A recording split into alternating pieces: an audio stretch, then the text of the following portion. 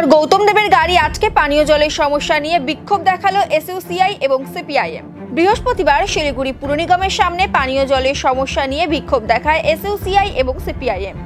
এদিন প্রথমে বাম কর্মী সমর্থকেরা হাতে প্ল্যাকার্ড নিয়ে বিষাক্ত জল শহরবাসীকে খাওয়ানো হলো কেন, এই প্রশ্ন তোলেন। এদিকে সেই সময় মেয়র গৌতম দেব বড় অফিস পরিদর্শন করতে বের হলে তার গাড়ি আটকে দেয় বামেরা। পুলিশের সামনেই মেয়র এবং ডেপুটি মেয়র রঞ্জন সরকারের সঙ্গে বিবাদ শুরু করে বিক্ষোভকারীরা।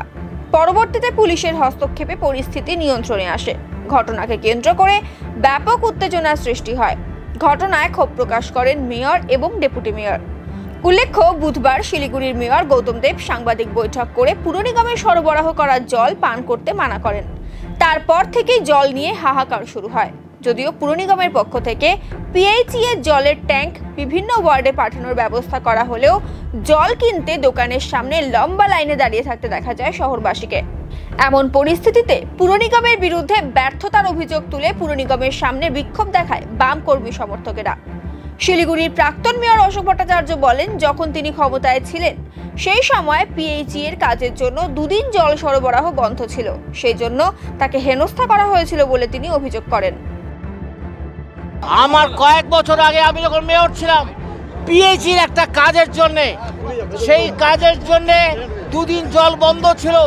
যেভাবে আমাকে এখানে রাস্তায় দাঁড় করে অপদস্থ করানো হয়েছিল, একটা পুলিশ আসে নাই, একটা পুলিশও আসে নাই। এবং সে সময় আমাকে ফিজিক্যালি শারীরিকভাবে আমাকে অ্যাসাল্ট করা হয়েছিল সেই সময়তে, এমনকি মারধরেরও চেষ্টা করেছিল। এবং আজকে সঙ্গত কারণে শিলিগুড়িবাসী তারা জল চাইতে এখানে এসছে, কোনো রাজনীতি করতে আসেনি। এবং এই বিক্ষোভটা সঙ্গত মানুষকে কিভাবে আশ্বাসন দিয়ে বিষাক্ত জল পান করিয়েছে, তাহলে বিষাক্ত জল পান করাবার জন্যে এটা সম্পূর্ণভাবে শাস্তিযোগ্য একটা অপরাধ। এই শাস্তিযোগ্য অপরাধ যারা করেছে, কেন তাদের বিরুদ্ধে এফআইআর হবে না? এই এফআইআর করতে হবে এবং তাদেরকে গ্রেপ্তার করতে হবে। এবং শিলিগুড়িবাসীর কাছে তাদেরকে শুধু মানে না, তাদের যে দায়বদ্ধতা তাদের পালন করেনি, তাদের এই পৌর কর্পোরেশন চালাবার কোনো নৈতিক অধিকার নেই, যোগ্যতাও নেই। এই আন্দোলন আমাদের চলবে, এইটাই আমরা এখানে বললাম। অন্যদিকে মেয়র গৌতম দেব এই বিক্ষোভের তীব্র নিন্দা জানান। তিনি বলেন, তারা বিভিন্ন বড়তে গিয়ে এবং রাস্তায় থেকে পরিস্থিতির উপর নজর রাখছেন। স্বাভাবিক পরিস্থিতি তো একটা এমার্জেন্সি সিচুয়েশানে হয়েছে, পরিস্থিতির জন্য তো কেউ দায়ী না প্রকৃতির সাথে। সেটাকে নিয়ে যদি যারা রাজনীতি করে, অতি দুর্ভাগ্যজনক। তারা করতে পারে, আমরা মানুষের সাথে থেকে মানুষের এই অসুবিধাকে আমরা অ্যাড্রেস করব এবং সেটা করার জন্য রাস্তায় আছে। This voters, I cannot say anything. I just want to say their good sense, should prevail.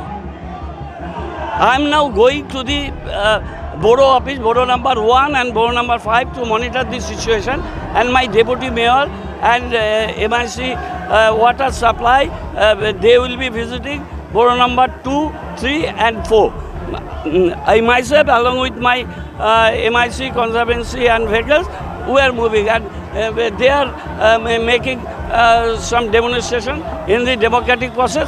Everybody has the right to hesitate, but not in this fashion.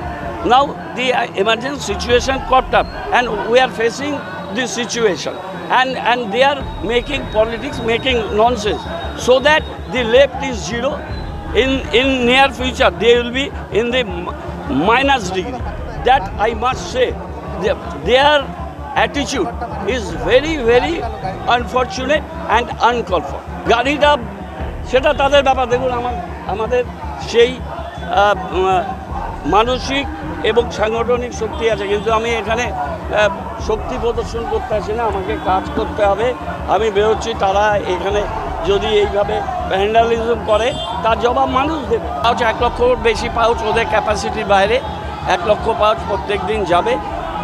26টা গাড়ি 2টো ট্রিপে যাবে। এইভাবেই আমরা জলের এই সিচুয়েশানটা 1 তারিখ অবধি মোকাবিলা করব। হোপফুলি 2 তারিখ বিকেলে জল মানুষকে আমরা দিতে পারবো তিস্তার জন্য। এটার জন্য তো এটা কালকেই পুলিশের সাথে মিটিং করেছে এবং তাদের ডেকেও কমিশনার মিটিং করেছেন, যাতে যে রেটে তার আগে বিক্রি করতো ওই রেটে যাতে বিক্রি হয়, এবং সোর্স অফ ওয়াটার সেটাও দেখা হচ্ছে। একজন অদক্ষ মানুষ যদি মেয়রের মতন গুরুত্বপূর্ণ পদে বসেন তাহলে কি হতে পারে? প্রথমত, দূষিত পানীয় জল 20 দিন ধরে শিলিগুড়ির মানুষ খেলেন, হসপিটালে ভর্তি হলেন। মেয়র সাহেব এটা জানতেনই না যে এই জল পানের অযোগ্য।